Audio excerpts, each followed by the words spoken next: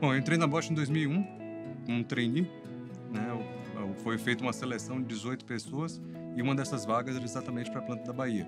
Então, uniu-se o útil ao agradável. Eu sou baiano, nascido em Salvador, e aí já comecei nessa vaga na Bahia em 2001. E lá eu passei por diversas áreas técnicas, né? Então, passei um ano e meio na planta trabalhando. Tive a oportunidade de ir para a Alemanha, logo em sequência. Trabalhei um ano na Alemanha, né? Já na planta de velas de ignição, né? Na matriz. E aí voltei também de novo para Aratu. Então, meu cordão umbilical sempre foi a planta de Aratu, na Bahia, né? E eu sempre saía para fazer projetos, sempre voltava para essa planta. Na planta de Aratu, aí realmente eu fiz boa parte da minha carreira, trabalhando em diversas áreas, né, de manufatura, de manutenção, de qualidade, de logística, até ter a oportunidade realmente de assumir a planta, né, no final de 2013. Então, toda a trajetória técnica ao longo desse tempo foi feita basicamente na planta da Bahia. Depois eu passei 5 anos como responsável da planta, né, e já trabalhando também como responsável na unidade de negócio aqui em Campinas, né, uma semana por mês eu estava aqui em Campinas, 3 semanas lá em Aratu, na Bahia, e no final de 2018 eu fui convidado a ir para a matriz na Alemanha novamente, e aí como responsável de manufatura. Então eu voltei para o mesmo escritório onde eu tinha trabalhado 16 anos antes, né, como responsável da parte de manufatura, e aí responsável pela parte da liderança de manufatura mundial da vela de ignição, né. Nesse momento também eu tive o desprazer, né, de participar do fechamento da planta de Aratu de lá, né. Então quando eu cheguei foi tomada a decisão de fechar a planta, então eu participei aí meio que de longe dos últimos momentos da planta. E quando eu retornei, já não havia planta de Aratu, e aí foi me feito um convite para mudar um pouco de área, sair da área de manufatura, ir para a área de logística e assumir a responsabilidade pelos armazéns. Dentro da GS, também trocando de divisão, de função, também bastante interessante, né? Aratu sempre teve uma característica um pouco mais restritiva em termos de investimento, né? Então, muitas das tecnologias a gente acabava aproveitando depois o que era desenvolvido na Alemanha para implementar em Aratu. A grande vantagem é realmente a proximidade das pessoas. Eu, como responsável da planta, eu conhecia todo mundo pelo nome, né? Então, isso para mim era uma vantagem muito grande no dia a dia dentro de Aratu.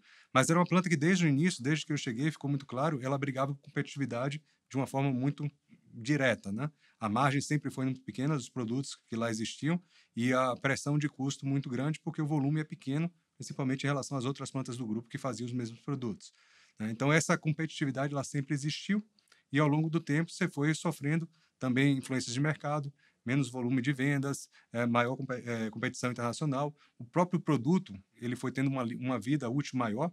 Não, velas antes que duravam 15 mil quilômetros, né, passaram a durar 100 mil quilômetros. Obviamente, você também vende menos do que você tem. Num momento que foi tomada a decisão de reduzir a quantidade de plantas no mundo, né, a número um em termos de decisão foi a China, que também foi fechada na mesma época, e aí o Brasil, pelo pequeno volume, também veio junto. Então, de 5 plantas que existiam, passaram a ter 3 somente, e Brasil e China foram fechados nesse contexto. Mas indo para a Alemanha, aí mudou um pouco o ar, né? Em Bamberg eu tinha a vanguarda, né, do que fazer, principalmente do produto. Então, muita da parte de comunicação, de aproveitamento de dados, do que a gente tinha das máquinas que já estavam gerando dados, né, um sistema MES que coleta esses dados, que faz com que você aproveite isso para melhorar a eficiência da máquina, para melhorar a eficiência do processo. Isso a gente conseguiu colocar na planta de Bamberg em todas as máquinas que a gente tinha, eram cerca de 300, 350 máquinas, e muitas delas bem antigas, e a gente conseguiu implementar essa tecnologia. Esse foi um ponto bem marcante. E voltando agora para a logística, acho que é a primeira oportunidade que eu tive de trabalhar realmente com inteligência artificial. Nós temos um sistema de câmeras em Itupeva, aqui no armazém mais próximo de São Paulo, que está agora sendo também instalado em outros armazéns do mundo, que permite também a utilização de dados que as câmeras captam os metadados, né, e cruzam esses dados com o sistema de gerenciamento do armazém. E agora a gente está utilizando realmente a inteligência artificial para ainda aproveitar melhor esses dados e gerar algumas previsões futuras, coisa que é muito difícil realmente no mercado que a gente vive, né? Principalmente nos mercados de reposição, você não consegue exatamente saber o que seu cliente vai comprar amanhã.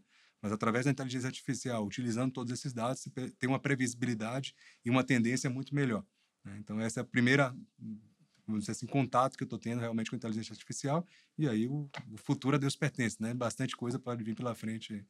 A logística, para mim, tem um aspecto muito interessante, né? A manufatura também tem, claro, né? Pelo background, eu também tenho um carinho muito forte pela manufatura, mas a logística tem um aspecto central muito grande, né?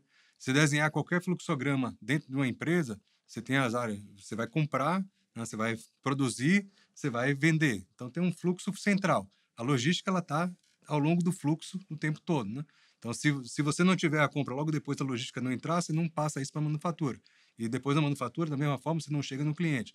Então, o tempo todo você tem logística, seja via planejamento, seja a parte de transporte ou movimentação física, né? Então, a logística, para mim, o grande barato da logística é estar, né, presente em toda a cadeia de produção, em toda a cadeia, né, de valor dentro da empresa. E aí, somado a isso, você tem todo o fluxo de informação, né? Se você está presente em tudo, você acaba tendo contato e tendo comunicação com todas as áreas da empresa, né? Então, realmente, vindo para uma posição dessa, principalmente numa área mais central como a GS, e estando nessa cadeia de valor, você acaba conhecendo muito mais gente, você acaba fazendo parte de diversos projetos bem diferentes uns dos outros. Então, esse eu acho que é o grande barato da logística. Depois de 23 anos, né, normalmente a gente tende a comparar isso com um relacionamento, né, quase com um casamento. E dificilmente você vai conseguir conviver com alguém 23 anos e ter uma relação saudável se os valores, que é a base disso tudo, não forem muito próximos, né? Então, para mim, a primeira relação é simplesmente baseada nos valores. Falamos alguns aspectos de cultura, mas o fator legalidade é um deles que chama a atenção, né? Você poder deitar a cabeça no travesseiro à noite sabendo que você fez a coisa certa e que a empresa te suporta, né, nessas decisões, isso para mim é fundamental. O valor de toda a camaradagem, né, e todo o aspecto colaborativo que a gente tem dentro da empresa, seja no ambiente nacional, local, internacional, né, isso para mim também é fundamental. E a visão que o Robert Bosch tem de combinar as duas coisas, né? A visão de negócios, a importância realmente de dar resultado, nós estamos na empresa, né, para dar resultado, mas sempre olhando o aspecto pessoal, o aspecto das pessoas, né, levando isso em consideração e combinando isso, né?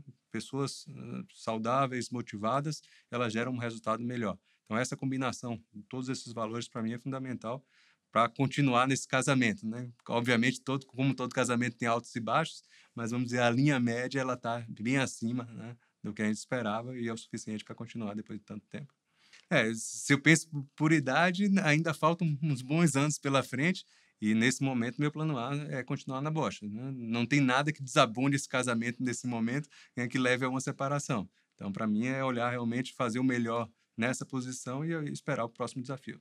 Os últimos dados e vários exemplos já levam realmente à conclusão de que a diversidade ela traz resultados concretos, né? É importante a diferença de perspectivas, os diferentes mindsets dentro de um mesmo grupo, e isso só vem com a diversidade.